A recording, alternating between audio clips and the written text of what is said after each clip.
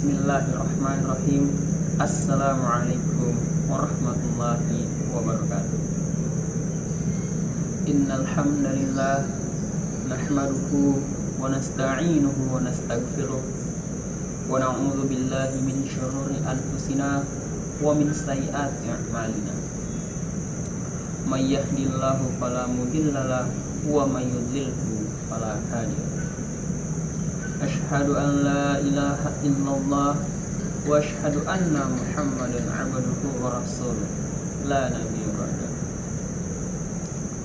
Pertama-tama, marilah kita senantiasa memanjatkan puji syukur kita kehadirat Allah Subhanahu wa taala, yang mana atas berkat limpahan rahmat dan hidayahnya lah sampai detik ini kita masih diberi banyak kenikmatan. Misalnya saja seperti nikmat sehat, nikmat hidup, dan nikmat yang paling besar yakni nikmat iman. Salawat serta salam tak lupa pula kita curahkan kepada junjungan kita, suri tauladan kita, yakni Nabi besar Muhammad sallallahu alaihi wasallam, beserta para sahabat dan keluarga beliau yang telah ikut andil dalam menegakkan agama Islam. Teman-teman yang insya Allah dirahmati Allah Subhanahu wa ta'ala, sejatinya ketika kita selesai melaksanakan sholat, entah itu sholat sunnah atau sholat fardu, kita senantiasa berdoa kepada Allah Subhanahu wa ta'ala dengan meminta apa yang kita inginkan dan ingin Allah segera mengabulkannya. Namun terkadang urusan dunia sering melalaikan kita akan hal itu, sehingga setelah melaksanakan sholat tidak sedikit di antara kita yang sampai lupa berdoa. Padahal berdoa setelah sholat fardu adalah salah satu waktu mustajab terkabulnya suatu doa.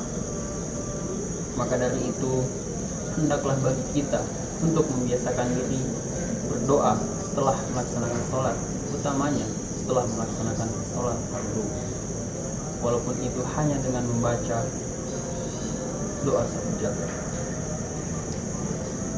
Dan tak lupa pula kita senantiasa berzikir kepada Allah Subhanahu wa ta'ala dengan membaca bacaan tasbih, tahmid, takbir, dan tahlil. Selain membaca doa dan berzikir kepada Allah, kita juga dianjurkan untuk membaca ayat kursi setelah melaksanakan sholat fardu. Jika kita mendengar sebutan ayat kursi, pasti tidak sedikit di antara kita umat muslim yang tidak mengetahui tentang apa itu ayat kursi. Dan bahkan mungkin di antara kita sudah banyak yang mampu menghafalkannya. Ayat kursi adalah ayat ke-255 dalam surah Al-Baqarah yang terdapat di dalam kitab suci Al-Quran, tepatnya di halaman pertama juz 3, yang mana jika kita rutin membacanya setiap selesai melaksanakan sholat fardu, maka kita akan menjumpai dua keutamaan. Yang mana keutamaan yang pertama adalah kita akan mendapat jaminan perlindungan dari Allah Subhanahu wa ta'ala. Hal ini sebagaimana dijelaskan dalam sebuah hadis yang berbunyi, man qara'a ayatal kursi fi duburis salatil maktubah kana fi zimmatillahi azza wa jalla hatta salatil ukhra, yang artinya barang siapa yang melaksanakan sholat fardu kemudian menyambungnya dengan membaca ayat kursi, maka ia akan mendapat jaminan perlindungan Allah Subhanahu wa ta'ala hingga masuk waktu sholat berikutnya. Dari hadis yang saya bacakan tadi, kita dapat mengambil kesimpulan bahwasanya jika kita selesai melaksanakan salah satu sholat fardu, misalnya saja sholat subuh, kemudian kita menyambungnya dengan membaca ayat kursi, maka di antara waktu subuh dan zuhur kita akan mendapat jaminan perlindungan Allah Subhanahu wa taala. Dan jika kita membacanya di setiap kita selesai melaksanakan salat 5 waktu, maka kita akan mendapat jaminan perlindungan selama 24 jam penuh atau setara dengan 1 hari penuh. Kemudian keutamaan yang kedua yang akan kita jumpai jika kita senantiasa membaca ayat kursi setelah melaksanakan sholat fardu, yaitu kita akan mendapat jaminan masuk surga dari Allah Subhanahu wa taala.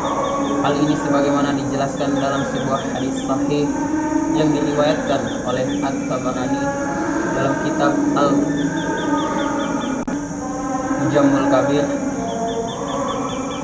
bahwasanya Rasulullah SAW bersabda, "Man qara'a ayatal kursi dubura kulli salatin maktubatin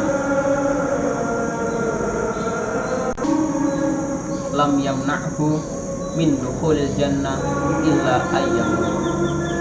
Yang artinya, barang siapa yang membaca ayat kursi setiap selesai melaksanakan sholat fardu, maka ia akan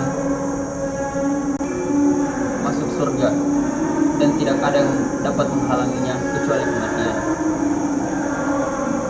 Dari hadis tersebut kita dapat menyimpulkan bahwa jika kita senantiasa membaca ayat kursi setelah melaksanakan sholat fardu, tidak ada penghalang bagi kita untuk masuk ke surganya Allah Subhanahu wa taala kecuali kematian. Mungkin sekian tutur singkat yang dapat saya sampaikan.